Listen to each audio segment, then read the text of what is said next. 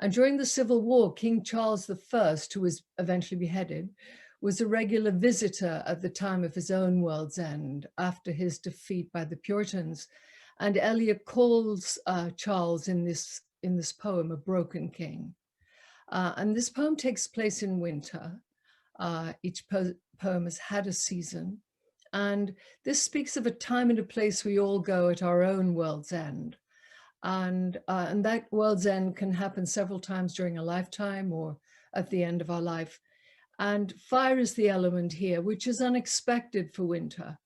But Eliot has chosen this as a Pentecostal fire, which is the fire of grace and spirit that surges bright at the end as the flame burns out.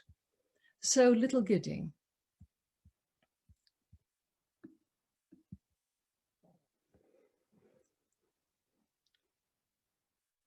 Midwinter spring is its own season, sempiternal, though sudden towards sundown, suspended in time between pole and tropic. When the short day is brightest with frost and fire, the brief sun flames the ice on pond and ditches in windless cold that is the heart's heat, reflecting in a watery mirror a glare that is blindness in the early afternoon. And glow more intense than blaze of branch or brazier stirs the dumb spirit. No wind, but Pentecostal fire in this dark time of the year. Between melting and freezing, the soul's sap quivers. There is no earth smell or smell of living thing. This is the springtime, but not in time's covenant. Now the hedgerow is blanched for an hour with transitory blossom of snow, a bloom more sudden than that of summer, neither budding nor fading, not in the scheme of generation. Where is the zero summer, the unimaginable zero summer?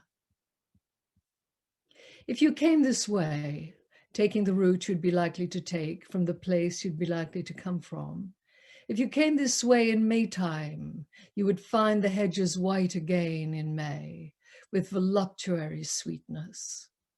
It would be the same at the end of the journey, if you came at night like a broken king.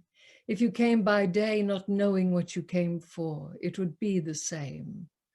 When you leave the rough road and turn behind the pigsty to the dull facade and the tombstone.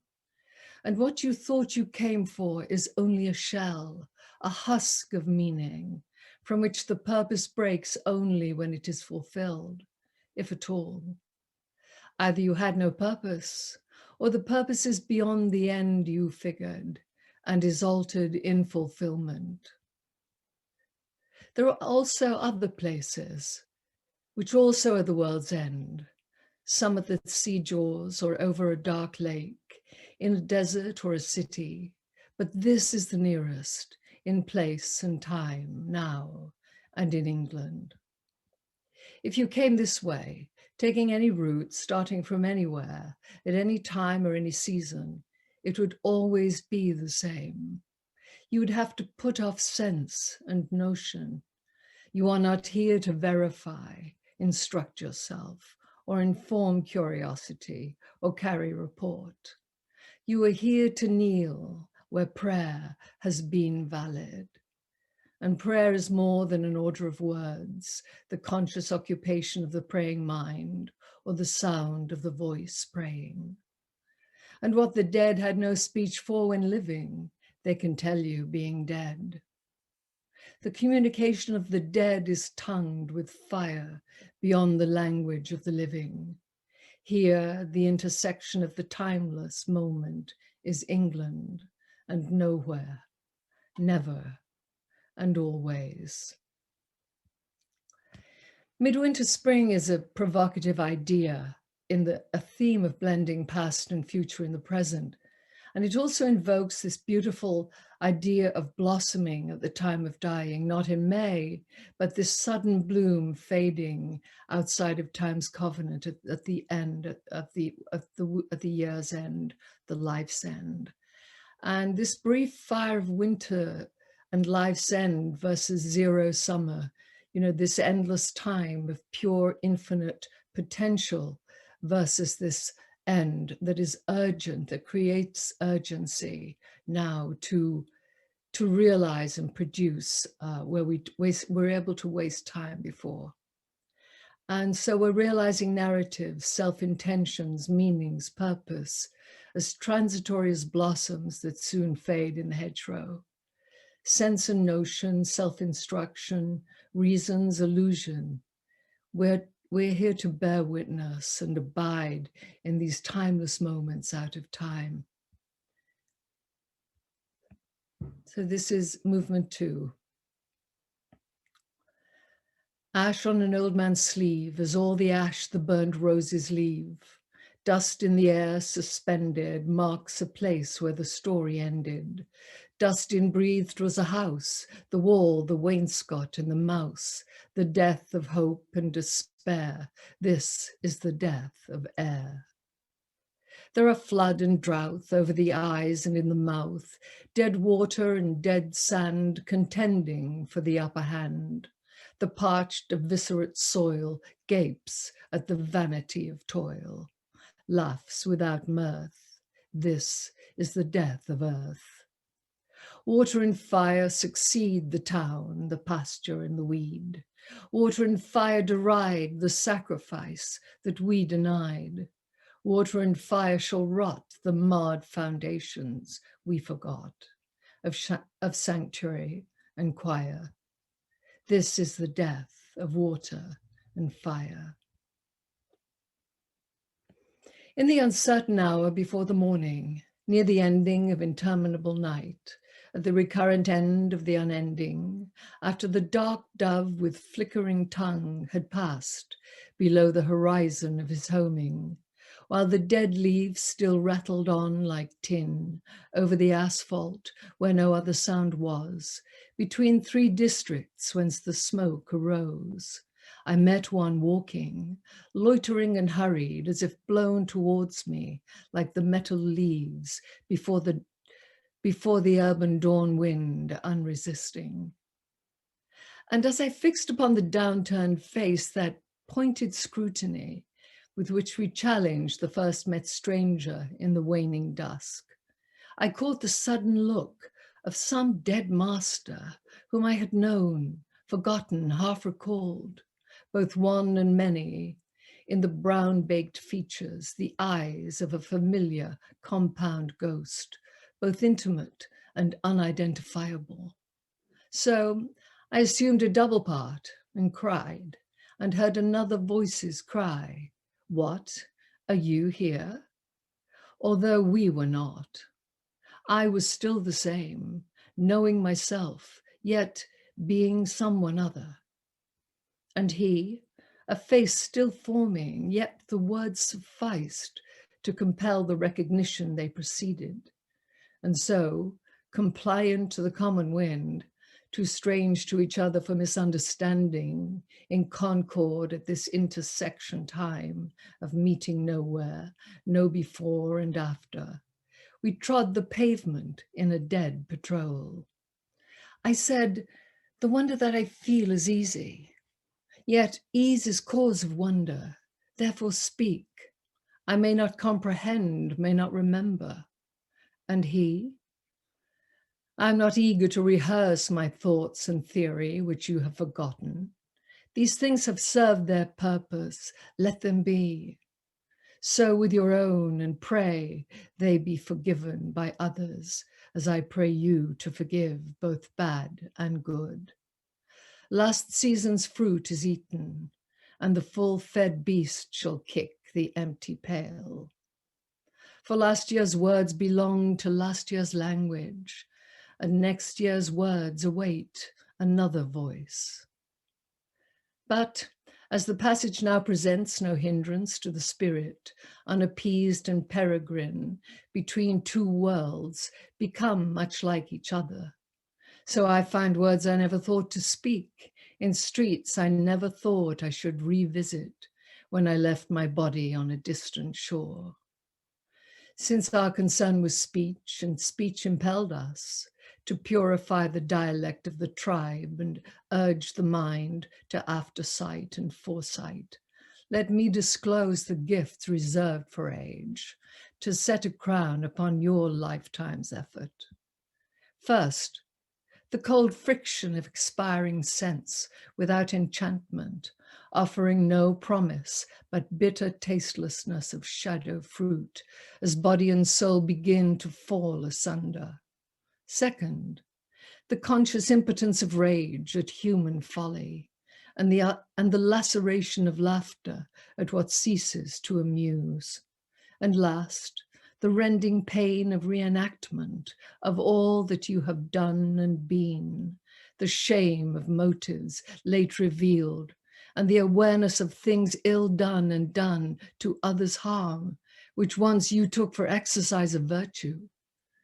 Then fool's approval stings and honor stains.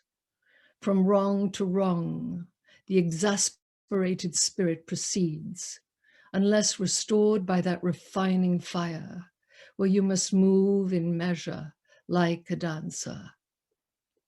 The day was breaking. In the disfigured street, he left me with a kind of valediction and faded on the blowing of the horn.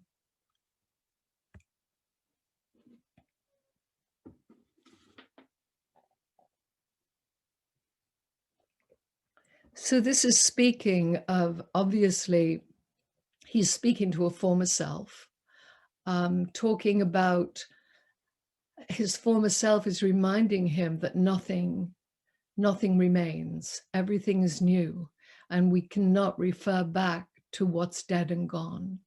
And all is gone eventually to dust. Recognizing how everything dies, we inhale death. You know, we inhale the dust of flowers and buildings. We inhale death with our breath, and we breathe the remains of lives and houses, nothing of which lasts, only process of death and generation. So meeting a self from a former life with advice and warnings about folly, remembering the folly of remembering anything, last year's words, language, voice, useless and meaningless now, and the vanity of virtue destroyed by refining fire, the vanity of ego destroyed by refining fire, in rhythm with patterns, stillness, old men reciting outdated knowledge, moving in measure like a dancer, surrendering to the rhythms and the patterns of being in this moment, in time, in present, without past or future.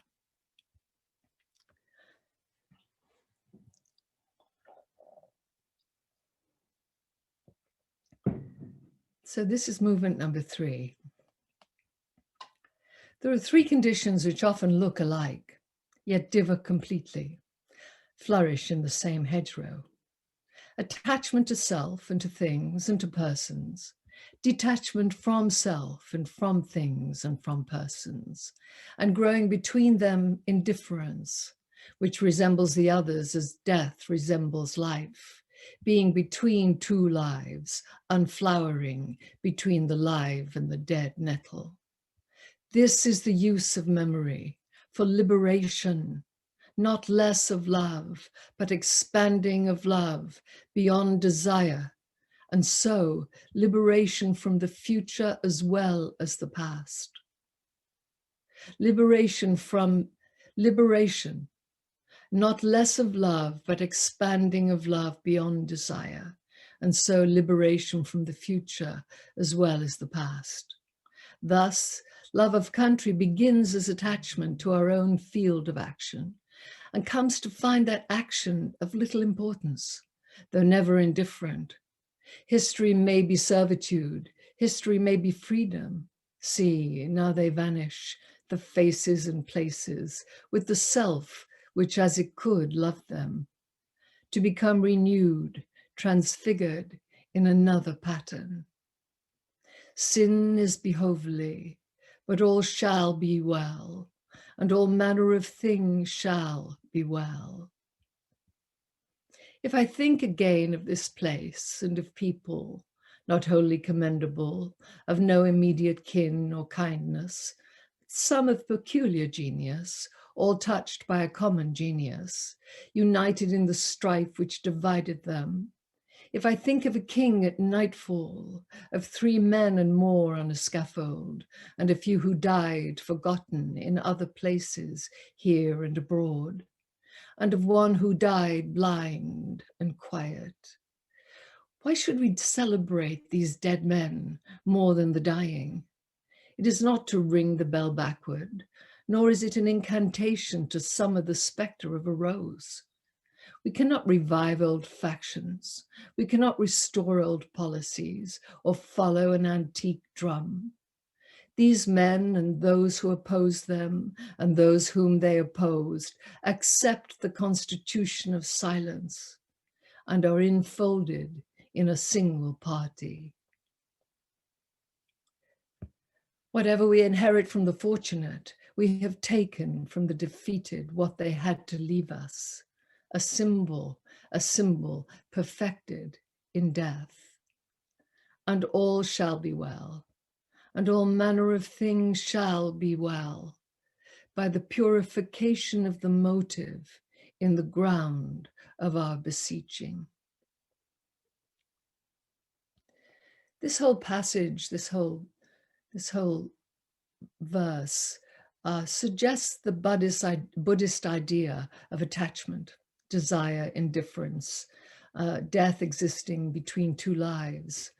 And these last few lines, all manner of things shall be well by the purification of the motive in the ground of our beseeching. He's talking here about desire, about the desire of the blind ego versus desire for something more universal, for something that is giving to the world rather than taking for the self. So this is the purification of the motive in the ground of our beseeching, where we're the place that we're asking from, the place within ourselves that we're asking from. Behovely, by the way, the meaning of that word is for use or benefit or gain of somebody or something. So it's beneficial and profitable and necessary and required, unable to be avoided. So sin is behovely, and we can't avoid it. And sin here means not only sin, but error, mistakes. So sin is of benefit and gain, and beneficial and profitable and necessary. We can't avoid it. And it is part of the path to our awakening. And this the idea of the use of memory for liberation, of expanding love beyond the self, is actually quite radical, and expanding love beyond desire, beyond acquisition, and so liberation from the future as well as the past. Not only liberation from memory, but liberation from the past and the future that it actually represents.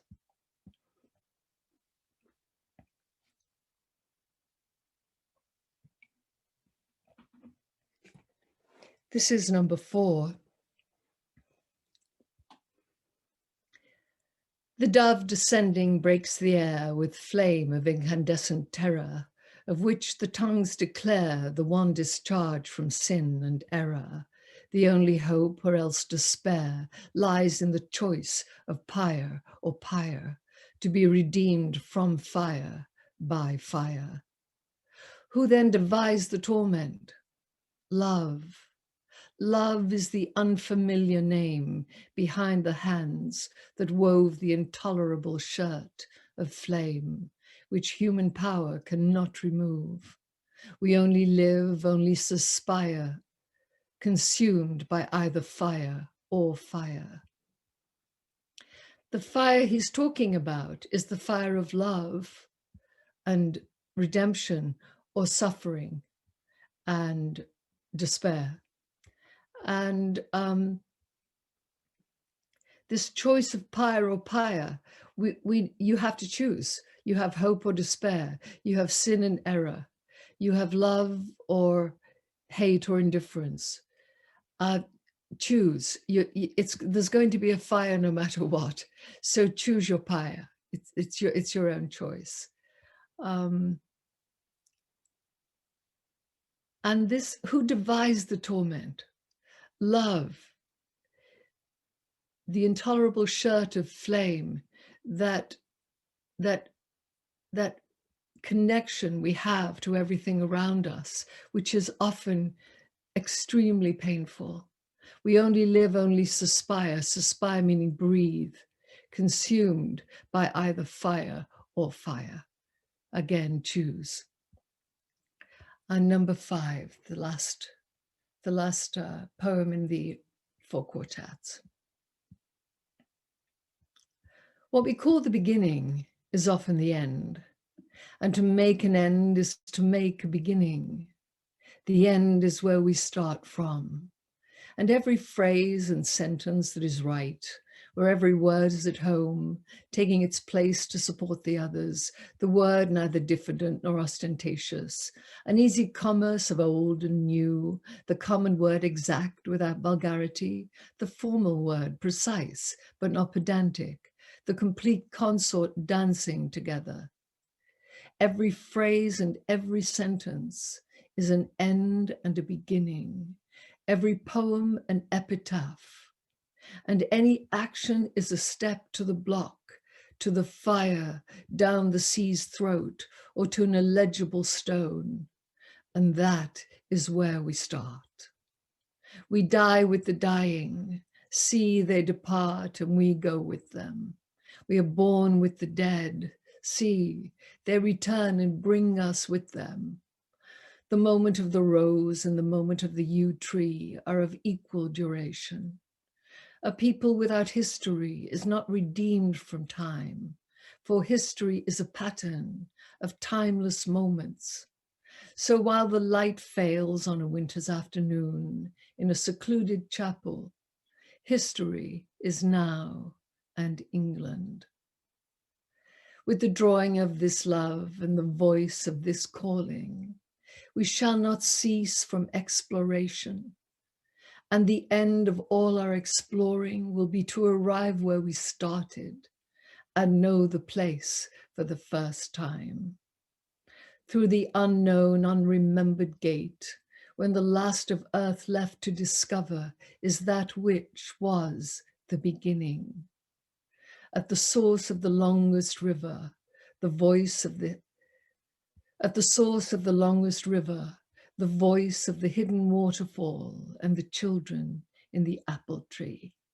Not known, because not looked for, but heard, half heard, in the stillness between 2 waves of the sea.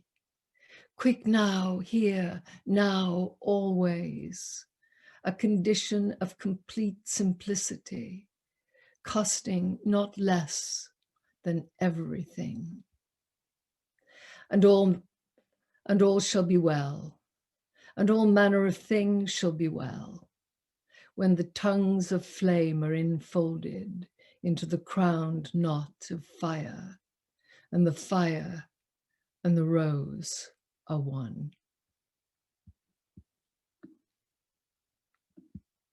And that's his conclusion. You know, we humans are obsessed with the idea of endings. The yew tree is death, rose is life and creation. But Eliot's saying here there is only continuation, process, ends and beginnings are illusory, still shots caught in a continuum of transformation and becoming.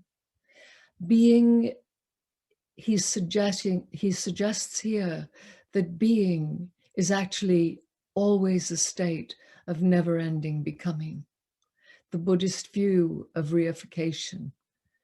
Eliot here is speaking for the consciously created life, moment to eternal moment, in rhythm with our inner pulse, a rhythm that resonates with all the patterns and the cycles of life.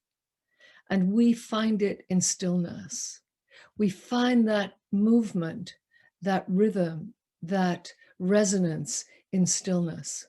And when we can get still enough, we begin to see the movement that Eliot is talking about. It's only when we can become more still than the resonance we're experiencing that we can actually see what Eliot is talking about. So we find it in stillness, the still point of the turning world. For this Eden, we must surrender all. To find Eden again, we have to come at it from that place of stillness, a condition of complete simplicity, costing not less than everything. So before we get into any sort of unpacking here, does anybody have any thoughts or questions or comments or just feelings or anything they want to say?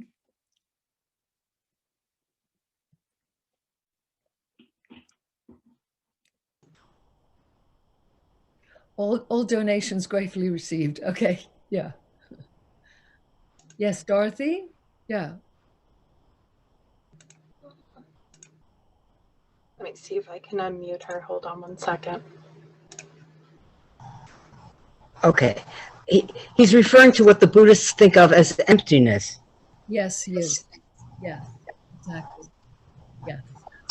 Which is a difficult concept. It's a very complex philosophy.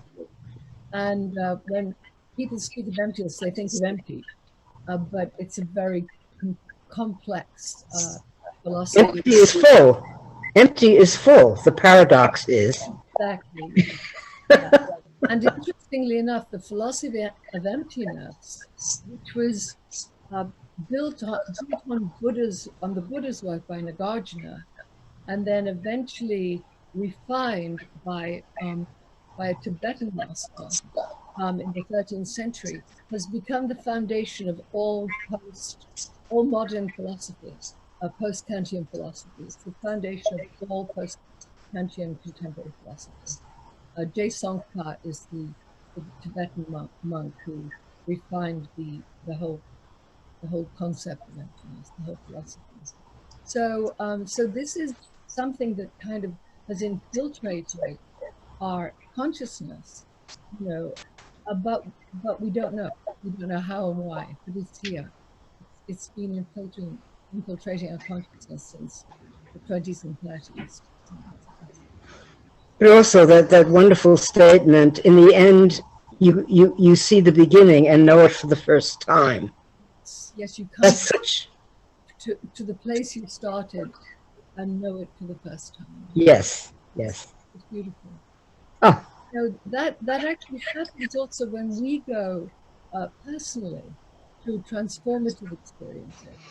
You know, if we go through something that really affects and changes the way we think, that literally changing the observer that we are, we come home and we sort of come home to this place for the first time and wonder who the person is who lives here. You know, so we get curious about ourselves, that person that we used to be who lived here. You know? Yeah. So that occurs even during our life, go through transformation. It's like to come to stillness, you have to accept a mind that wanders off. Yes. You keep coming home to stillness. Yes. When you see that you've wandered off. Yeah. And as Eliot's pointing out, there's massive resonance in stillness. There's nothing is still. And you know, if we look through the lens of quantum scientists, you know, when they look at anything, all they see is a rampant process, this crazy rampant process, you know, and that process is in the bark of trees, or in a human hand, or in a flower, or a blade of grass, and in the air, in stone, concrete, rock, and in the air itself. That process is present in the space between the planets. It's all the same. So this is what Eliot was talking about, this resonance which carries through everything. Wonderful. And he didn't know quantum theory. Yeah. Finally, after 2,500, 2,000 years, you know, people by quantum theory. Yeah. The Buddha knew too, Yeah. Yeah. 2,600 years ago. Yeah.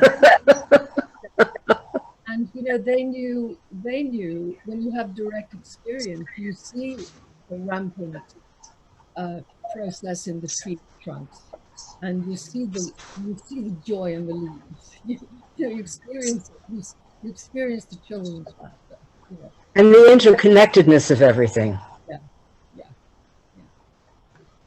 Yes. Anybody else have any reactions? Pauline, Barry did comment in the chat that it was beautiful. Well, thank you. Thanks. Yeah. And for everybody else, just quickly, I apologize, Pauline. I just want to let you know that the chat is available. So if you'd like to type in a message, I can share that with the group. Great. Okay. Well, I'd like to, if nobody has anything to say right now, I'd like to kind of open it up into just looking at the poem's ideas, looking at unpacking some of the ideas in the poem. So we need to go back to the epigraph. You know, poets, they choose epigraphs very carefully, and epigraphs are often, you know, at least part of an inspiration for a poem. And his epigraph is from Heraclitus. Although logos is common to all, most people live as if they had a wisdom of their own. And then the second half of that is the way upward and downward, backward and forward. Wait a second. Hold on one sec. Okay. Exact. The way upward and the way downward are the same. So although logos is common to all, most people live as if they had a wisdom of their own. The way upward and the way downward are the same. And the early Greeks, the ancient Greeks, saw knowledge and human intelligence and genius and creation, innovation as coming from a common source of wisdom, which they called logos, which is sort of knowledge that has always been there and always will be there. You know, we all have access to it. So genius for the ancient Greeks wasn't personal and individual. It was all wrapped up in how we grew up, where we came from, you know, what part of Greece we lived in, what, you know, it was really a communal experience. So this kind of gets back, ancient Greece actually folded humility into genius. And this shared, interactive, interdependent networks of human knowledge and culture. And what's interesting, he posits logos as this common intelligence. Western society, certainly since the 18th century, has been a top-down hierarchy which arrogates genius to individuals. You know, so talent springs out of nowhere, and we're learning today that in business and you know, philosophy and so on, we're learning today that human hierarchy, this imposition of human hierarchy on social structures and business structures and working structures actually impede genius. They impede the flow of information through network structures. And they've in fact, you know, there's a lot of thinking out there right now that we are closer in the way we think and the way we approach thinking and life and so on. We are closer to ant colonies than we are to primate society. Primate society is limited to 100 usually, right? But ant colonies are in the millions. And what we're finding, what's happening, and the larger the ant group, the higher the intelligence of the group is.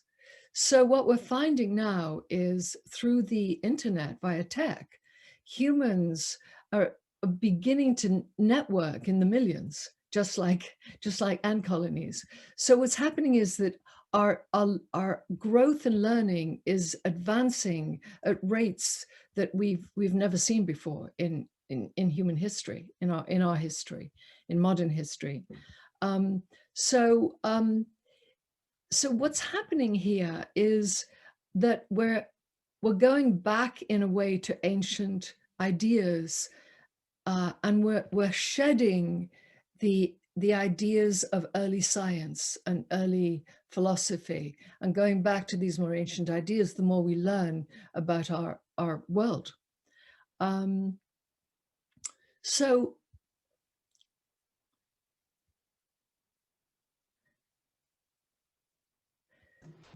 let's look at time. Eliot's suggestion about time is what quantum theory asserts. That time is a single, finite, unquantifiable moment of now, that existing in an infinite quantum field of common intelligence, creative imagination, and infinite potentiality. Yet we find evidence of time in change. We measure it in transformation, in birth and death, generation and decay. We only know time really through the evidence we have of it. So one of the other bases of this work for Eliot is eternal change, and how we resist that change. So the nature of reality as a lifetime born at every moment is how Eliot puts it. The nature of reality being permanent change, and we resist it. We hold on to fears. We hold on to past experience, and neurosciences explain this. It's asserted that our brain organizes all we know thus far in our life as a record of our environment. So it's an artifact of our cumulative past in order to keep us safe and alive. But what happens with us, with our brain, is this also affects our psychology and our reasoning. So what's unfamiliar becomes unsafe. So we're afraid of endings because we see them as endings, and we see sort of a blank darkness out there after an ending. We are not conditioned to see endings as new beginnings. And Eliot keeps pointing out that there's no difference between an ending and a beginning. They're exactly the same. Once an ending happens, a beginning is happening already. We're already into a new reality once an ending has happened. So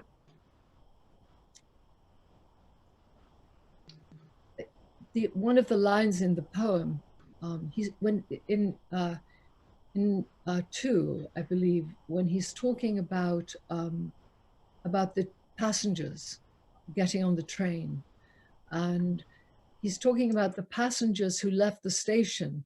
They're not moving away from a past or to a future. They're not the same people who left the platform.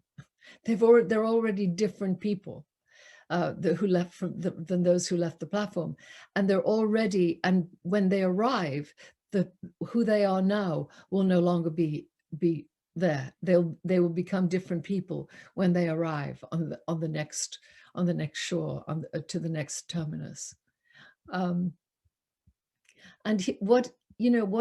If we start thinking about this and thinking about how this applies to our lives, it actually becomes the basis of a magnificently rich, joyful, bold, and fulfilled life, creative, fulfilled life. And it takes time, it takes effort, it takes training the brain, it takes training our habitual processes to actually begin to live this from a day-to-day, on a day-to-day basis.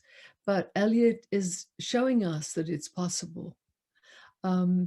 Children playing, this is another theme throughout the poem, and innocence, happiness, ability to live fully in the present moment, something that we lose with age. This is, you know, the children in the apple tree at the very end of the poem. This is one of his ongoing themes. And, you know, a great aspiration is to live like a child in the present moment, right? The rose garden, into our first world, that Edenic world, that Eden that we left. And this passage, this whole thing in that first quartet about going into the rose garden, this passage alludes to the high mystical states where everything becomes sentient, everything comes alive, even the air itself is vibrant. And the unheard music in the shrubbery, states of joy and laughter rippling through the landscape. We actually get experiences. We actually see and understand that states of joy and laughter are rippling through the landscape, literally. So the other echoes that Eliot talks about in this Eden, the bird, the thrush, the mimicking of other bird song. You know, the thrush mimics other bird song, but we humans think that the thrush mimics other bird song to trick the other birds. But actually, the thrush is mimicking other bird song to join the other birds, to connect with the other birds. So this is how we humans see things differently from the birds, right? And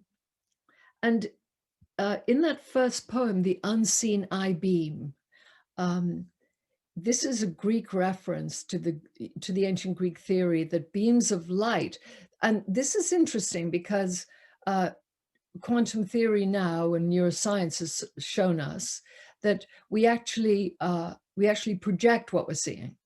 So we actually project what we're differentiating out there in the quantum field, in wherever we are. And the ancient Greeks felt it the same way. So what the ancient Greeks call the I-beam, they had this theory that these beams of light emerge from us when our eyes are lighting upon something. And in fact, quantum theory tells us that that's the way our sight and our attention works. So the roses themselves are basking in admiration for their beauty that first quartet. So the unheard music, the unseen I-beam, these implications that only elevated states of perception can distinguish these states, these realities, this sort of what we might call state beyond the veil. The bird could hear the lotus rising. The lotus in Greek mythology is a fruit that induces a dreamy, heightened state of perception. And that flows throughout the poem. Pattern and process. Eliot is fixated on pattern and process. How we find and measure time in the cosmos is pattern. It's reflected in the energy and the movement of every single particle of our world. And we are in fact wave energy. We are wave energy. Our bodies are tidal. You know, this, again, the pattern he speaks about, the tides and the winds and everything he refers to in this poem. Our bodies are tidal. Our breath itself is tidal, we're ebbing and flowing. And in the in-breath is the alchemical energy for the body. We pull energy for the body in, and the out-breath is a gift of balance for the planet. You know, we give carbon dioxide to feed the botanical life and balance the oxygen that in turn that's providing us. So this pattern and process, all interconnected, all interactive, all working together in a fusion in this one present moment, continuous present moment. It's still, yeah, does somebody want to say something? Pauline, actually, I have a couple of comments in the chat. Yeah. So Carol Kelly had indicated that she loves the following line, in the ground of our beseeching, and she'd like you to expand on what exactly Eliot is saying there. Yes, it is a beautiful line. He's talking about where we're coming from when we're asking for our desires, the ground of our beseeching, what we want, what we're asking for, what we want and need from life, what our desires are. Are our desires heightened? Do we want something for the good of somebody else, for the good of all, for positive, for love?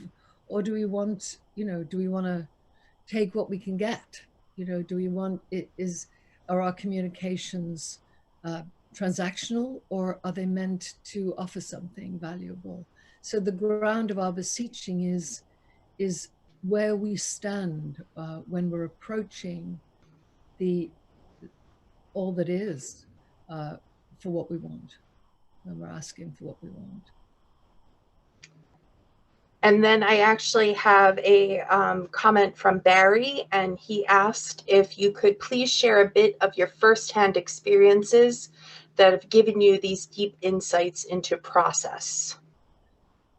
Yeah, well, I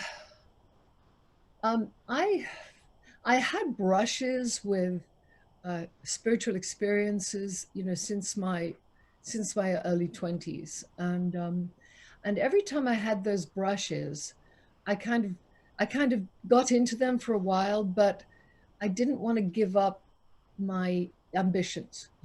I wanted a very successful life. I wanted to be a design star, so I kind of dipped into it and then backed off because I didn't want to be distracted. And so what happened was that I finally came to this place. I had pretty much fulfilled all my ambitions. I had a gallery of my own, showing a gallery showing my designs and my furniture, and in the Flatiron district in Manhattan, and really crazy, busy, successful business, and everything. My whole list I ticked off. I had the house in the Hamptons, I had the apartment, and at a certain point, it came time to renew the lease on my gallery, and I realized that I was at a place of, I was in that sort of, is that all there is? Is this all there is place? So I came out to East Hampton. I actually closed the gallery, and I came out to East Hampton for a break for 3 months, and which turned into a 3-year meditation retreat. And early in that retreat, it was just an intuitive retreat. I didn't sign on for anything. It was just purely intuitive. And I learned about emptiness. And so I decided I would find emptiness. I made that my goal. So it turned into a 3-year retreat. And that gave me, number one, studying emptiness and studying that philosophy, and having studied in the past contemporary philosophy. So I had a grounding in that philosophy. So that helped me.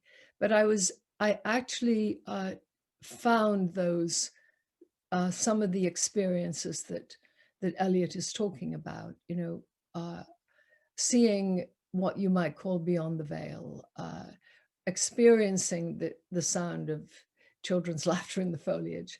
And when I first read that poem and I read that line, I knew that Eliot has had direct experience himself, because he spoke, that was such an original way of saying it, that only someone who'd experienced it, had that direct experience, could say.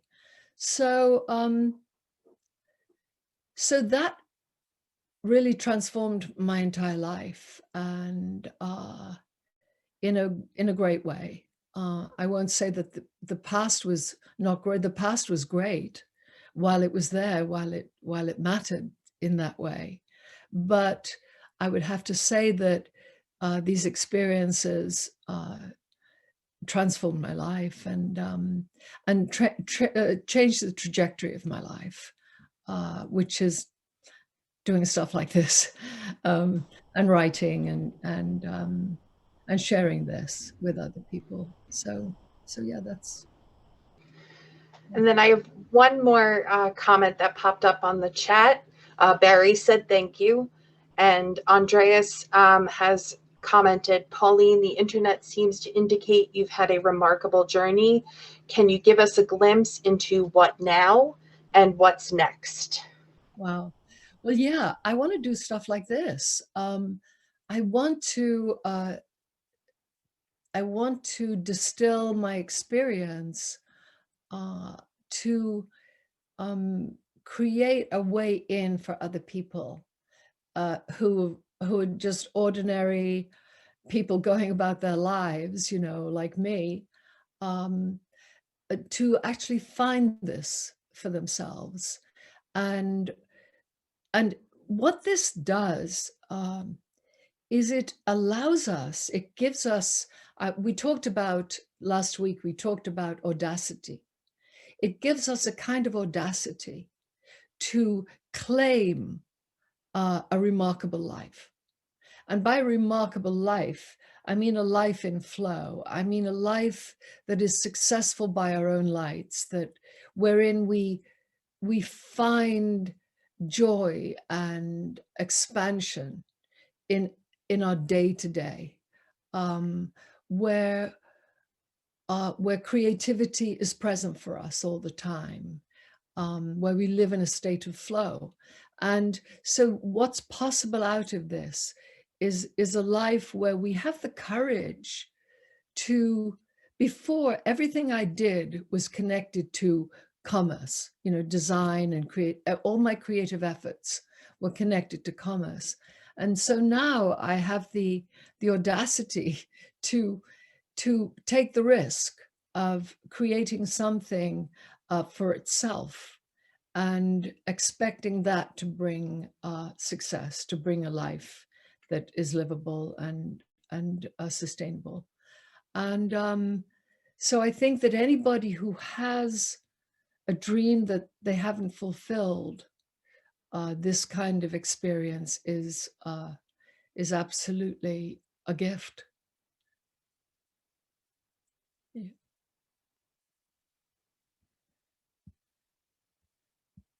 Yeah. Any other? I would like to study with you. Okay. Well, you can get my information from the library, or I can connect with the library and reach you. Yeah, yeah. I would be delighted to do that. Yes, yes.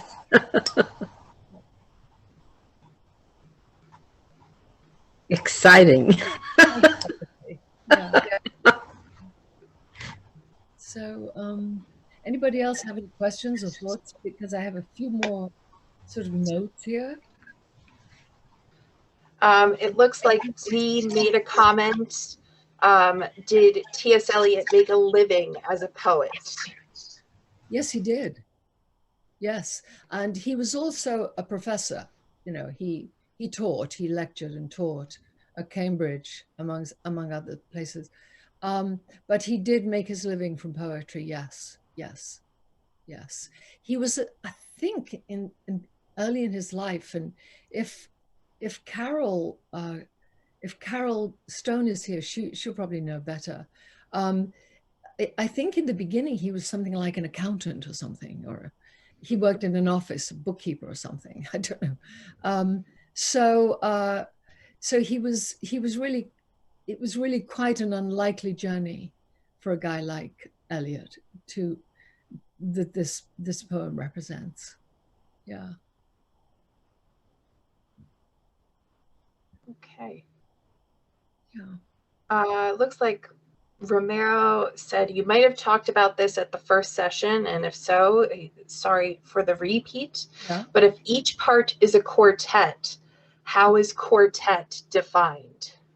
Okay, so each one of the poems, the 4 quartets, has 4 movements, has 5 movements, and as in a musical quartet, right? So I don't have the list in front of me, and I'm not knowledgeable enough about music, but it has the 5 movements that we find in quartets. So he begins the first movement. He begins sort of stating his case, and then in the second movement, it's usually a short poem, a short, fast, rhythmic poem, as it is in a quartet. You know, you have this short, sprightly, lively reiteration of the first introduction. And then the third one is usually a more spread out explication of the first theme. And with Eliot, he usually used the third one for more sort of prosaic, less poetic form. And then the fourth is, again, it's usually another quick poem or another fast rhythmic movement as a transition to the final conclusion. So if you can imagine that in musical terms, that's what Eliot based it on. And his dream was to create something as profound as Beethoven's quartets. You know, that was his dream. And he said at the end of his life that he actually did it. He actually succeeded. Yeah, yeah. Talk about chutzpah, talk about galloping chutzpah, you know, talk about audacity, right? Yeah. Any other questions, Jill? Looks like Barry has asked, how would you say the wisdom in 4 quartets might help us cope with our current global condition? Oh, wow, yeah. Well, you know, we're talking so much about death right now. And actually, historically, these times of plague and, terrible shared trauma precede Renaissance. So it's sort of a large bore idea, you know, that life and the endings and beginnings happen together. And so I see that we can really see this. For myself, I'm seeing this time after post-COVID as a form of renaissance for myself. So I'm actually training, I'm actually preparing for this, for post-COVID. And it's hard to say this out loud, but I have found this COVID time to be actually very, very rich for me, because it's sort of, time has kind of stood still, you know, that old Anthony Newley song, Stop the World, I Want to Get Off, you know. Well, the world actually stopped, and we've been able to get off for a while and just kind of reflect and be with ourselves and think about, you know, given this reminder of the reality of death, these endings that we're seeing, you know, looking at how we can actually create that fire that Eliot talks about, you know, in the final quartet, you know, that last fire at the during those last years, you know. So it's a reminder for us of keeping that flame alive and keeping that fire going, and seeing it as a potential beginning rather than an end, as a platform to a new beginning.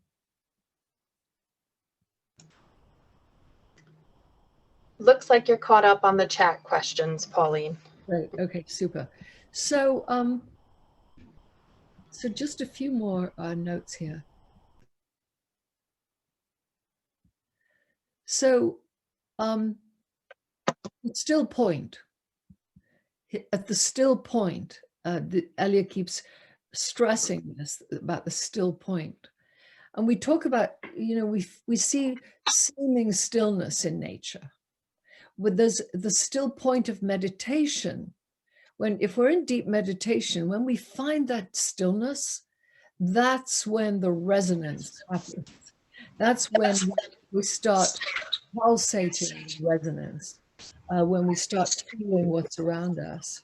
And when we drop down into the center of the body, we find that still point. And there's an invisible invitation to us there, that it offers more of the self, that in that resonance, we present what we didn't yet know we knew. So there's an invitation there to this, from this new self beckoning us forward. And so we find something we care about, but we didn't quite yet speak. We didn't quite yet articulate. And this new self is there, you know, at the core of ourself, below the breath in meditation. So it's a new gift to give yourself and the world, you know, that we find within us, recognizing the gift that it is and that we are. That stillness presents the gift to us that we are. And in that way, we're reconciled with the world outside of us. We're reconciled in oneness with the world outside of us. And so, you know, we can find that place, you know, what they say, he or she never met someone who wasn't a friend. Everything around us, we're never lonely. Love and resonance is always all around us. You know, we can sit in looking out the window at the trees, and we're never lonely, because life is within and without us. There's no separation. So we find the gift that we are, and we arrive at the place where the calling has been set out for us. In the stillness, the dancing, we begin to locate that gift, that offering that we want to give the world, that new self, which that new self is beckoning us toward. That takes us to the dance. That dance is what we love to do. That dance is that condition of resonance, harmony, moving in rhythm and contribution with the world. It's the thing that turns us on, that lights us up, that creates our connection with our own being. And that's where the dance begins, in that stillness. So in that turning, we become the invitation into our own life, into others. We become the invitation that we are, that is the contribution to others. And in that way, the world itself opens up to us and radically transforms us. So we're now connected to the rhythms there at the source, and transformed moment to moment by that resonance. And of course, that takes us to love. You know, he says, what is it? What is the source? It's love. Source, cause, end, and purpose all at once. The still center, the healing fire, the answer to all of it. And the key to knowing, understanding, experiencing, and presencing eternal life. And love is being the freedom, the key to freedom from death. Love is the key to deathlessness, what the Vedics call deathlessness. And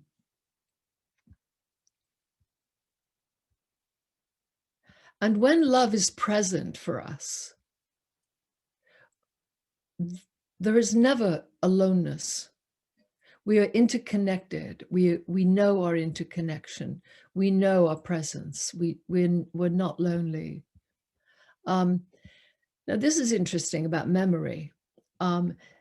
This is very bold and radical. The use of conscious memory, and Eliot states this, the use of conscious memory as an avenue to liberation, remembering to love, remembering that memories are our own narratives of the past, which we created only in the present moment, and therefore have the power to transform or use actively for our own transformation and liberation.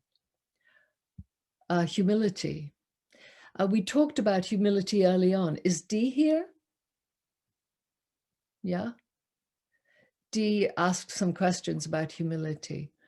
And humility has grown to mean humble and lowly and sort of at the bottom of the heap, or shamed in some way, perhaps. But humility in the original Indo-European was a term referred to a term for earth.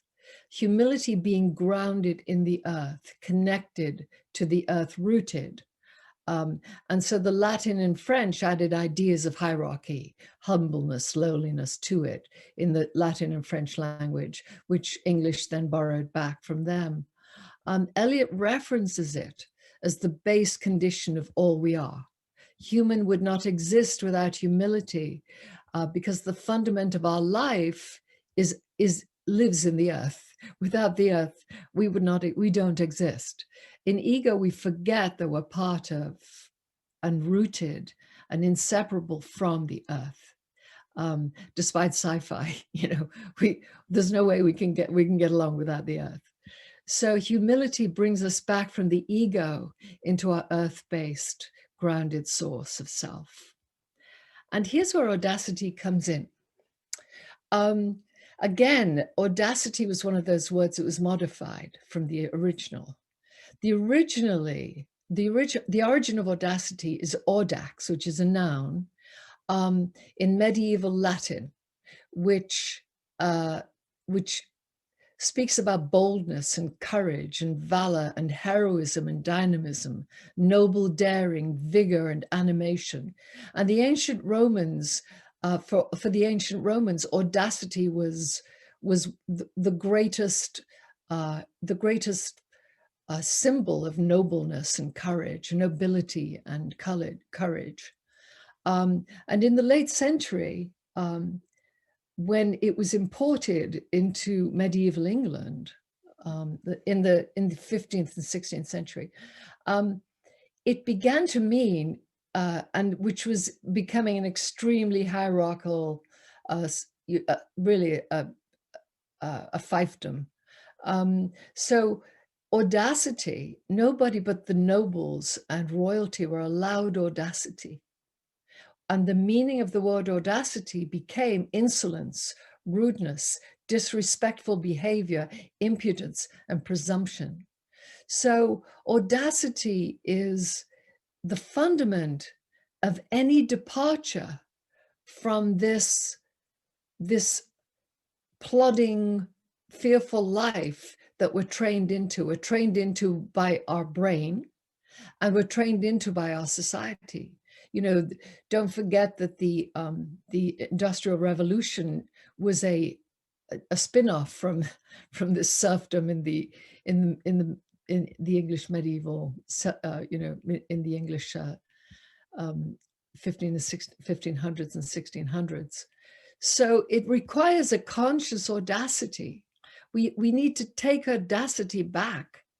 We need to take audacity back as a discipline.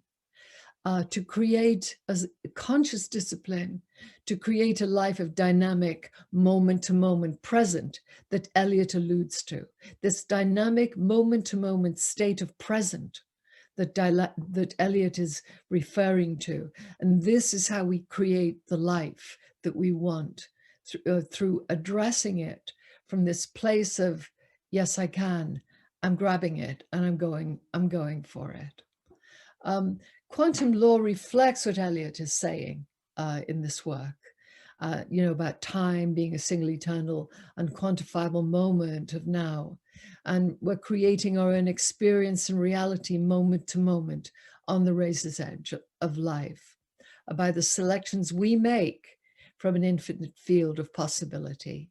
And what the ancient Greeks called logos, common shared intelligence and experience and imagination. So this is the contemporary science-based understanding of what Heraclitus called logos. So here we are living in a field of infinite possibility. We have the ability to arrest our ideas of past and future and live in a limitless present. But we can only select equal to what we know. So we need to think greater than our current environment. It takes a quantum leap of galloping chutzpah to go from fear-based survival or just towing the line survival to a creation of a self-invented life. Conscious creation, daring to envision something beyond the limits of the self we now inhabit, requires this massive audacity.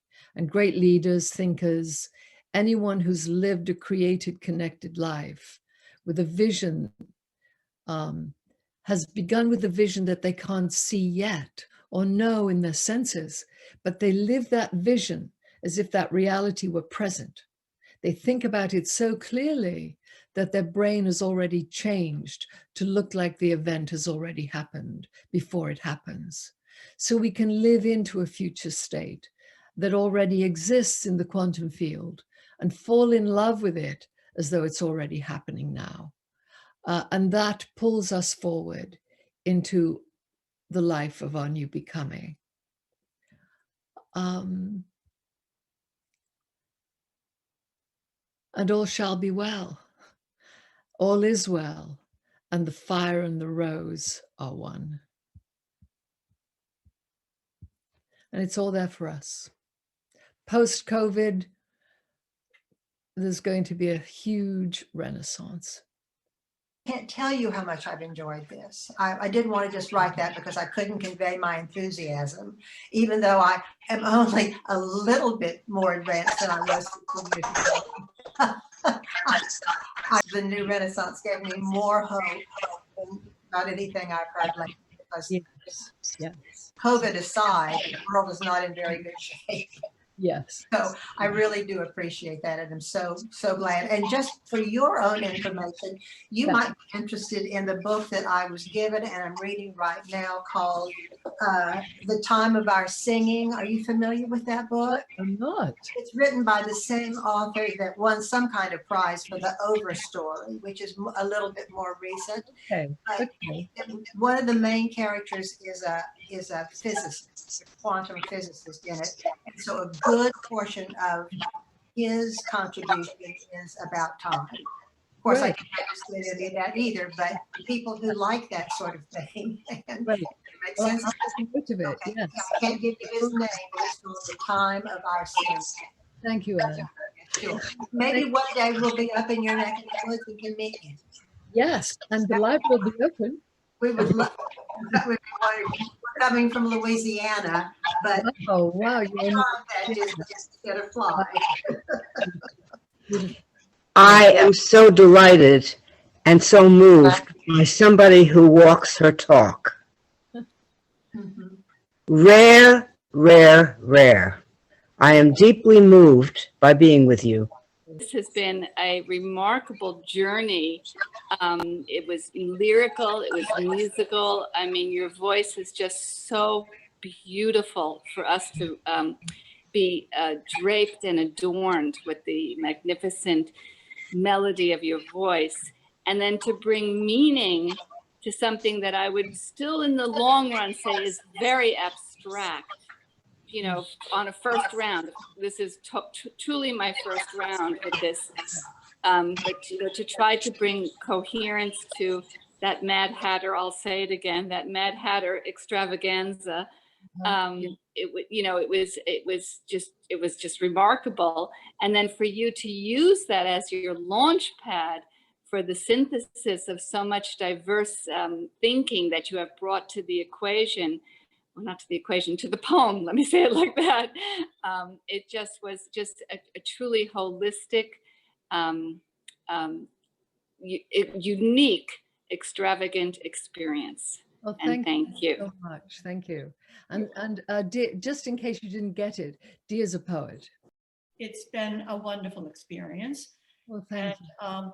I kept thinking of, while you were reading and speaking, of a David White. Who, yes, I loved it. I'm sure you know him. Yeah. And how he brought poetry into the business world, and and I was thinking how Eliot actually threw out the net, and he pulled his people into the Buddhist world. Yes, he did. I was thinking of this trading back and forth of poets, and how wonderful that exchange is. And so I just wanted to Thank you.